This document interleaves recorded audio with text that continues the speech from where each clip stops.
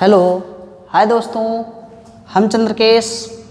देखें, जैसा कि आपको कहे थे, वादा जो आपसे किए हैं, प्रण जो हमने किया है वो ज़रूर पूरा करेंगे। आज आप देख लीजिए कि ये जो मैंने आपको बना के दिखाया है, मानव हृदय का जो फिगर मैंने आपको बना के दिखाया है, आप इसको स्थिरता से, इत्मीनान से बैठ करके देख लीजिए, समझ लीजिए। वीडियो को रोक रोक करके देखिए और पढ़िए, बनाइए अपने से। और एक चीज़, अगर तुम्हारे मन में ये डाउट फील हो रहा होगा कि सर ये तो अजीब सा है, ये नहीं होता।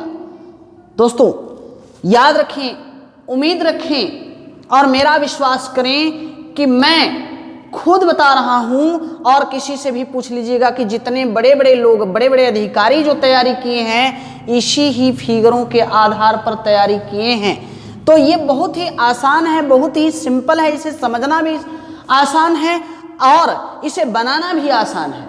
ऐसा मत सोचिए कि आपको नंबर नहीं मिलेगा, मिलेगा।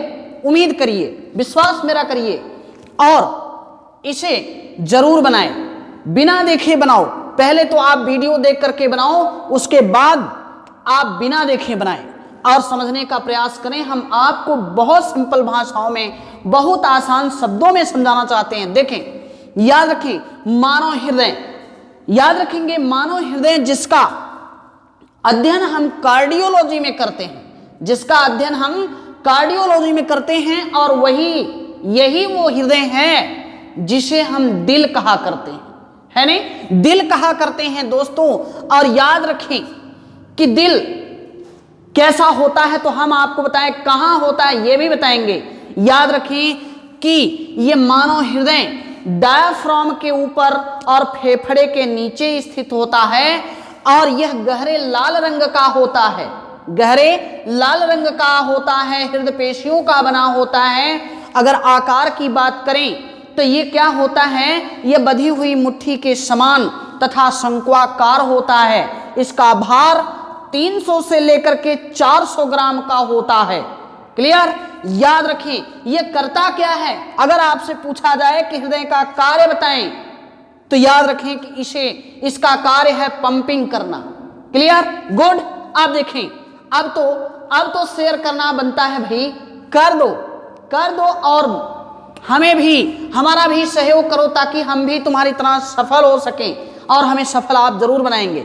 ध्यान रखें, यहां देखें कि हमारे शरीर में शिरा और धमनी होती है। हमारे शरीर में क्या होती है? शिरा होती है, धमनी होती है। तो याद रखें, शिरा में हमेशा, शिरा कहाँ स्थित होती है दोस्तों? कई बार आपको बताए हैं कि हमारे शरीर के बाहरी भागों में और धमनी हमारे शरीर के आंतरिक भागों में। शिरा में ही अशुद्ध रुधिर बहता है जिसका रंग बैंगनी होता है, और धमनी में शुद्ध रुधिर बहता है जिसका रंग लाल होता है। जिसका रंग क्या होता है? लाल होता है। तो यहां देखें, याद रखें, ये है सुपीरियर वेना केवा, जिसे अग्र महाशिरा कहते हैं। इस महाशिरा के द्वारा अशुद्ध रुधिर इस हमारे अलिंद यानी दाएं अलिंद में आता है। और यहां पर भी एक और कार्य करती है जिसे पश्च महाशिरा कहते हैं। ध्यान रखें दोस्तों, जिसे पश्च महाशिरा कहते हैं, यह पश्च महाशिरा क्या करती है? यह भी अशुद्ध रुधिर लाती है और इसी अलिंदीय भाग में देती है। एक चीज और ध्यान रखें, इसी के 4 कमरे हैं, 4 कक्ष हैं और इसमें 8 वाल्व हैं, लेकिन अलग अलग हैं, वो आपको बता रहे हैं। 4 कमरे यहां देखेंगे, एक कमरा मैंने बताया, इसी में पहले अशुद्ध रुधिर आता है। मित्रों, जब तुमसे क्वेश्चन किया जाए, आपसे क्वेश्चन किया जाए कि सबसे पहले अशुद्ध रुधिर कहां आता है, हृदय के किस कक्ष में आता है, तो वो है राइट ऑर्ट्रियम यानी कि दाएं अलिंद में। क्लियर? गुड। अब देखेंगे ध्यान से, यहां पर आता है। आने के बाद दोस्तों आप जानते हैं कि इसमें सिस्टोलिक और डायस्टोलिक यानी संकुचन और प्रकुंचन की क्रिया होती है। इन दोनों क्रियाओं के माध्यम से यहां से अशुद्ध रुधिर इस नीलयी भाग में यानी कि दाएं निलय में जाता है और ये ट्राइकस्पिड हैं, ट्राइकस्पिड यानी त्रिवलनी वाल्व हैं। याद रखेंगे कि ये वाल्व जो होते हैं अर्धचंद्राकार होते हैं और ये खुलते हैं और बंद होते हैं। तो दोस्तों याद रखो कि इन्हीं की आवाजें हैं लब और डब। जब ये खुलते हैं तो लब और जब बंद होते हैं तो डब। गुड है ना। अब देखेंगे यहां पर रुधिर अशुद्ध आया और यहां पर जब संकुचन की क्रिया हुई तो ये पल्मोनरी आर्टरी यानी पल्मोनरी धमनी के माध्यम से हमारे लंग्स में, हमारे फेफड़े में हमारा वो अशुद्ध रुधिर पहुंचता है। शुद्ध अशुद्ध की बात करें तो आप बखूबी परिचित होंगे कि जिसमें ऑक्सीजन हो वो शुद्ध है, जिसमें नहीं हो वह अशुद्ध है। क्लियर। रही बातें, एक चीज और आप कंफ्यूज हो रहे होंगे कि धमनी, महाधमनी ये तो जो है ये है, लेकिन आपको फुफ्फुस धमनी और फुफ्फुस सिरा, तो याद रखेंगे कि जहां पल्मो शब्द आए याद रखेंगे कि वो विपरीत कार्यों की बात कर रहा है, यानी विपरीत कार्य करता है। क्लियर। तो याद रखें कि यहां पर ये अशुद्ध रुधिर लेके जा रहा है और फेफड़े को दे रहा है। फेफड़े में दोस्तों इन्हें ऑक्सीजन मिल जाती है, यानी किसे रुधिर को मिल जाती है, और जब ये ऑक्सीजन पा जाता है तो यहाँ पर ये लाल हो जाता है, ये लाल हो जाता है, इसका रंग लाल हो जाता है और इसी में हिपैरिन नामक प्रोटीन मिल जाता है जो सिराओं में बहने से रुधिर वाहिनियों में बहने से रुधिर को जमने से रोकता है। क्लियर। रोकता है। ध्यान रखेंगे यहां से रुधिर आता है किस सिरा के द्वारा, तो याद रखेंगे पल्मोनरी वेन्स यानी फुफ्फुस सिरा।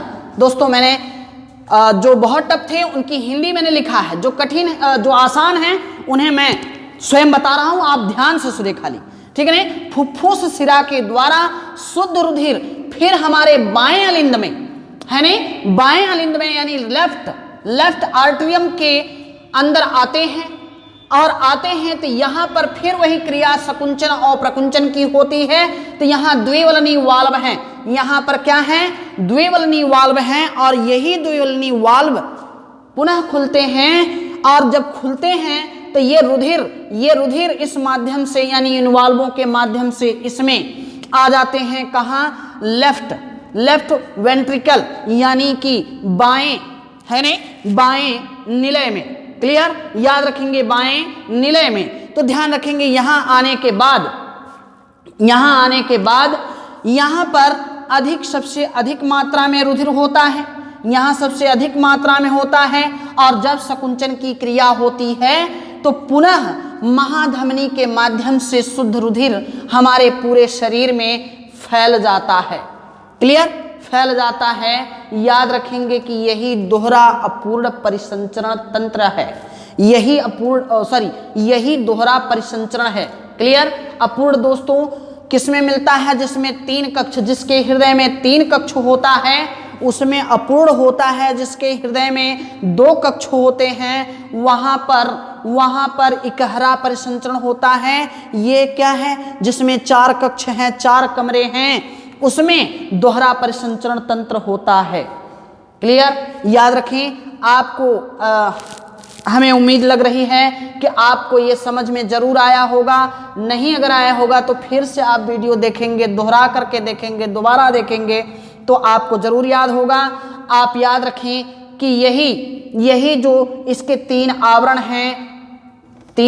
हैं, याद रखेंगे पेरिकार्डियम, मायोकार्डियम, एंडोकार्डियम, और याद रखेंगे कि यही जो आवरण है इसे बाहरी आघातों से इसकी रक्षा करने के लिए होते हैं। मित्रों आपको कैसा लगा आप जरूर इसे हमें बताएंगे और कमेंट करेंगे, लाइक करेंगे, शेयर करेंगे, ये करना नहीं भूलेंगे।